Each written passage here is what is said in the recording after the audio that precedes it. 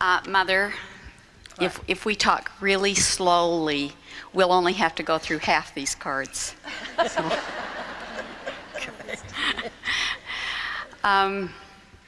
Why don't you just begin, Mother?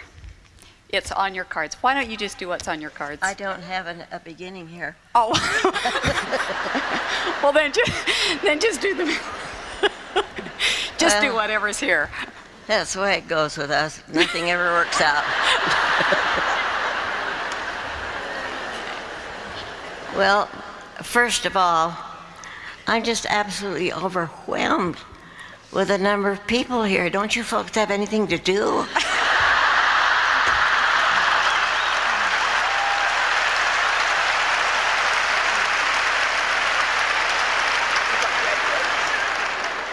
Well, I do want to thank you for being here. Otherwise, all this work I've done would be for naught. Thank you for being here and bringing such a wonderful feeling of really true friendship with you. Okay, this is This me. is you. We didn't rehearse this, but you can see. Today we thought we would just share with you just 2 or 3 little things that have been helpful to me as a daughter, and ways in which Mother has, I think, blessed all of our lives. Mother has been a great source of wisdom and strength to me, as I think most mothers are to daughters. As her oldest child, I have watched her mother, and I anticipated with her the birth of all of the rest of the children in the family. It always appeared to me that mothering was so easy.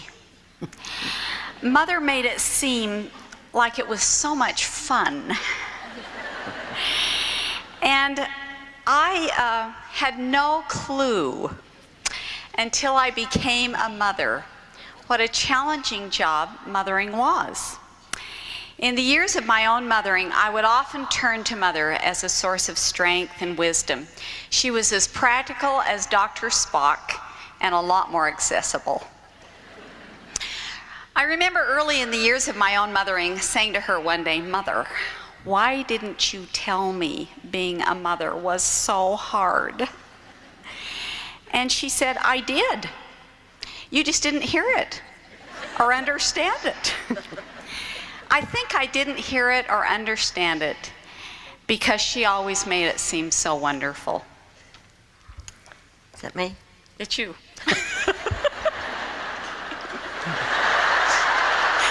Make it sound wonderful, Mother. I think I better go home. Mothering really is hard. Even at this age. But it doesn't mean you can't love it. Those years of being a mother to young children were wonderful years. We lived in a semi-rural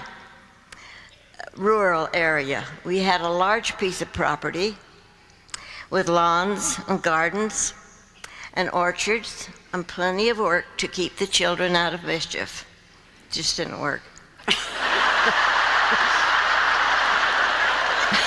Should I go home?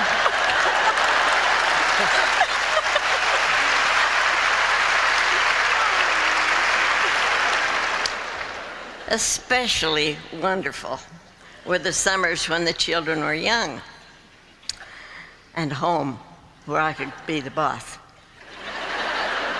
I did my best to keep those summers unstructured when they were young, so they'd have time to explore and lie on their backs and listen to the birds. They built tree houses and ran through the fields. They spent their summer nights playing Run, Sheepy, Run and Kick the Can. And when fall came and school began, I sent them off to school with a twinge of sadness. I didn't really shed tears, but... She told us she did.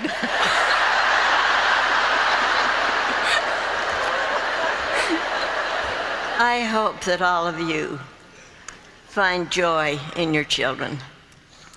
If not, you're in trouble. We may not be able to provide everything for them. We may not be able to take them on exotic vacations. That doesn't matter. Am I speaking into this? Yeah, you're supposed to be. Okay. Can you hear me? Okay. You may not be able to take them on. Oh, I said that. But it does. When it's fun. It's good I brought her. Oh. Mother, we've got to get serious here. I can't. I don't know how.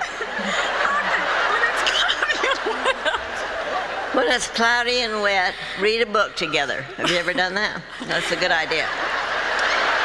Or even better, make something good to eat. Give them time to explore and learn about the feel of grass and the wiggliness of worms. It's wonderful. One summer day, our oldest boy, I think he's here today, so I better be careful what I say, he turned up missing. There was work to be done, and as the hours ticked away, I practiced the speech I would give him when he came home at mealtime, which I knew he would. Finally, when he came, I said, "Where have you been?" And he said, "Down in the hollow." "And what have you been doing down in the hollow?" I said. "Nothing," he replied. For some reason, I did not pursue the conversation. Years later, I had reason to be glad. He was home from his mission and a senior at the university. It was test week. He was under a lot of pressure in order to get into the graduate school of his choice. Things were not going very well with his girlfriend, and that was very bad. The pressures of adult life were beginning to be felt. I watched him as he drove home from school one afternoon. He got out of the car and kicked a clod of dirt, went over to examine the swelling buds on the lilac tree. He came in the kitchen, straddled a chair backwards, and said, "Mom, I had a wonderful childhood, didn't I?" And I thought, I'm glad he enjoyed it.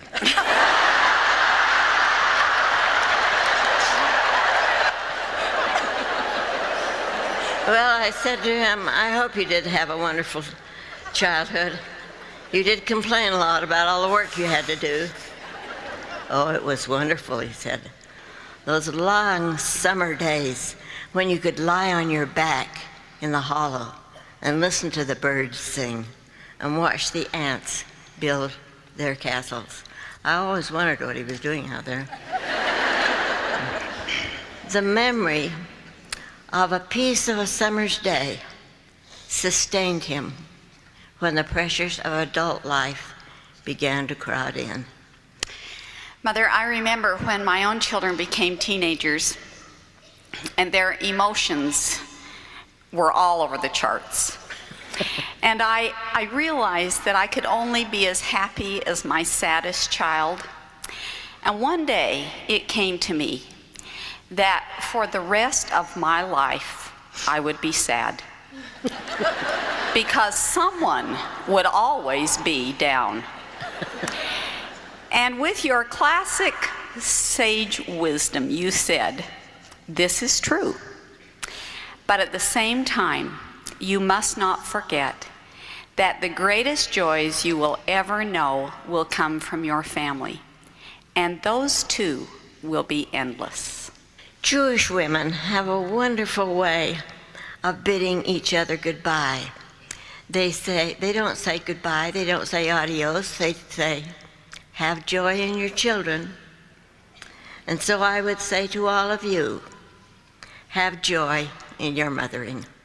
I know it's hard, but try.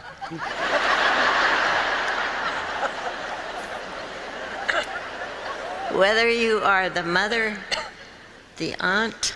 I was trying She's to trying be fancy. Where were we? Whether you're the aunt. Oh. Or the grandmother. Whether you're the aunt, the grandmother, or the next door neighbor, how marvelous are the women who are nurturing and strengthening the youth of today. Okay, Mother, I think the 2 o'clock bell's going to ring here any minute. Good. We'll do one more little segment here.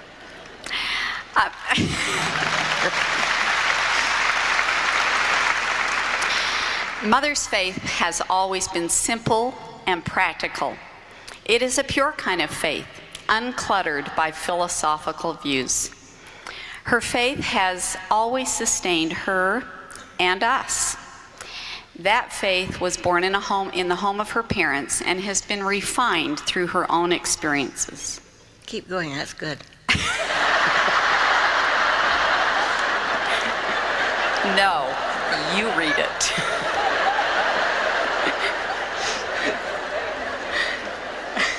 I did grow up in a family of faith. My mother and father were people of great faith. They practiced that faith, and they took opportunities to share it with us. Each 24th of July during my growing up years, my father would take all of us children up to the little mountain in Emigration Canyon, to the place where the pioneers came over the hill into the Salt Lake Valley. We would sit on the rocks while he told us the story of his mother, Mary Goebel, and the suffering she experienced as part of that ill-fated Martin handcart company, which was caught in the early winter storms as they made their way to join the saints in Zion. Her feet were frozen, and her toes were removed with a butcher knife and a saw. Father did not moralize, he did not lecture, but the love and appreciation he had for his mother's faith were transferred to our impressionable hearts. Mother's practical faith pulled us through a number of crises. One summer when we were young children, we rented a small cabin in Brighton. Mother took the children to Brighton, and we left Dad home because he had a pressing deadline on a piece of writing that he was doing. We thought it was wonderful to just go with Mother and have these few days. One morning we packed a lunch and we hiked up to Twin Lakes, and we got about 3/4 of the way around the lake when the trail suddenly came out of the woods and came right to the water's edge, where it dropped off a little precipice right into this deep water. Now Mother, whose fear of water causes her to be borderline aquaphobic, took one look at that water and panicked. She knew that one by one we would fall off the edge into the deep water and she would never see us again. But short of turning around, there was no other way to go except down that little cliff toward the water.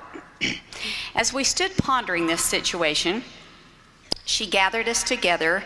We knelt in the dirt around a log while Mother offered a prayer with a particular plea that we could get through this impasse without falling into the water.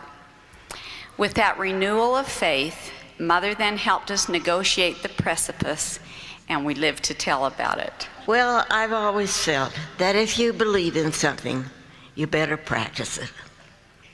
And I have seen that happen in the lives of members of this church all over the world. Faith brings miracles, and those miracles are occurring in this church every day. I well remember back in 1960 when the work was started in the Philippines. My husband and I took 4 young elders from the Hong Kong area down into the Philippines to open the work. In my eyes, they were just boys, 19 and 20 years old. They were simple and unlearned in the ways of the world. I had a son at home that was just turning 19, and so I knew how simple and unlearned they were. The thought of those 4 boys, being given the responsibility of establishing the kingdom of God in the Philippine Islands absolutely overwhelmed me. As we left the country, I looked back at them, and I said to my husband with tears in my eyes, "How can you do this? How can you leave those 4 boys here alone?" "They're not alone," he said. "The Lord is with him." He was right. The Lord was with him. Over the years, we've watched the work grow in that part of the world. In 1996, we went to Manila and met with a crowd of 34,000 saints who had come from all parts of the Philippine Islands. Do I go on here? Why don't we just skip this because we're out of time? Okay. Well, then, that's you. Then it, they just want to hear Excuse this us. sermon. I do this? Yeah. Okay. I remember years ago attending a meeting with the servicemen and their families in Vietnam. In attendance were 2 Vietnamese girls.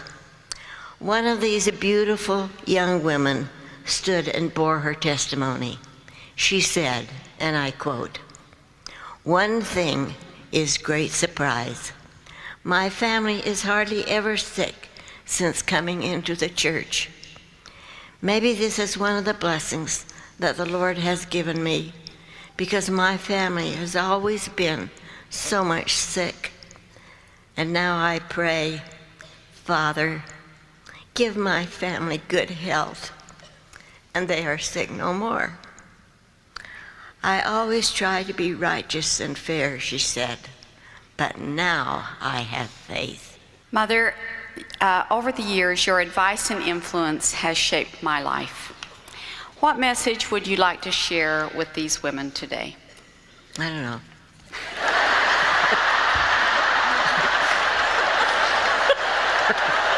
This woman is out of control. Don't worry, I've got it written here. My advice is to be the best person you can be. Profound, isn't it? You remember in the story of Esther when Mordecai asked Esther to go to the king in an effort to save her Jewish people from destruction. She knew that the punishment for appearing before the king without an invitation was death. Mordecai responded to her by saying, "Who knoweth whether thou art come to the kingdom for just such a time as this?" That message, I think, applies to each of us. Women today find themselves in very different circumstances. We may ask, is life fair? Was this what I was born to do? We ask that all the time, don't we, Mother? Mm-hmm. We do. Perhaps our greatest quest is to live worthy to know what the Lord's will is concerning us, what we are meant to do.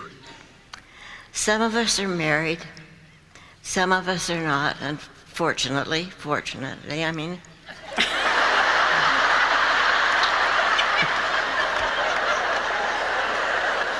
What's the matter? Where are we now? Some of you. Just start here. Some women are leaders. That's a profound statement. This church is full of them. Bright, capable women who are doing wonderful things.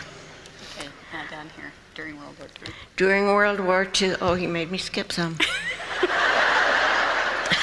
During World War II, we were encouraged to plant gardens, not only by the church, by the government. My husband dug 3,000 holes in the property next to our house, and he planted 3,000 tomato plants. You can just guess what that did to me.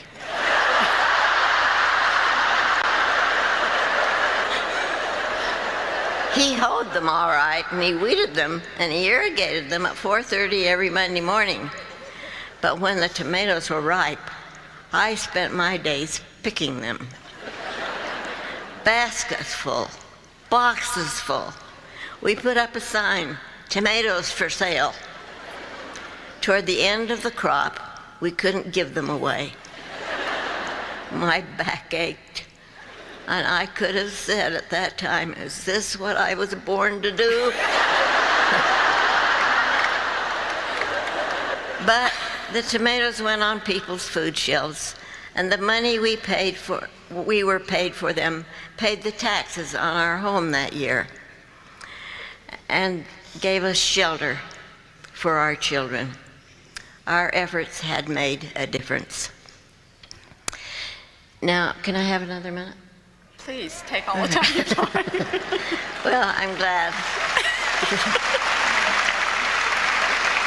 Because I wanted to tell you about Nellie.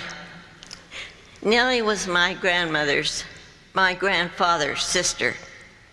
She never married. And she kind of thought that her life was a waste because she had no posterity. She was a nurse. And when mother's babies were born, she would come up from her home in American Fork, and she'd move in with us for a week or two, and she'd take care of mother and the baby. When my mother was 91 and was floating in and out of consciousness during her last illness, she kept saying, "Oh, if only Nellie were here. She could make me comfortable." I've thought about that a great deal. We all have our place. We all have our own unique opportunity to make someone happy and comfortable. The gospel calls us to stretch ourselves, to embrace our talents, to concentrate on our strengths, to be productive, and to reach our full potential. Let us not waste our time in bitterness, saying, "Is this what I was born to do?" But rather, as Esther was asked, "Who knoweth whether thou art come to the kingdom for such a time as this?" We are all in this together, and oh, how we need each other. Those of us who are old, we really need you who are young. And hopefully you who are young need us who are old. We need to renew our faith every day. We need to lock arms and build this kingdom together. Be thankful and be glad. The Lord loves you, and He will bless you. In closing, may I just express our appreciation as a family to the Faust and the Monsons, who are so supportive and who are so helpful to Mother and Dad. They are such a blessing in our lives. How we love and appreciate them, and how I love Mother. You can tell.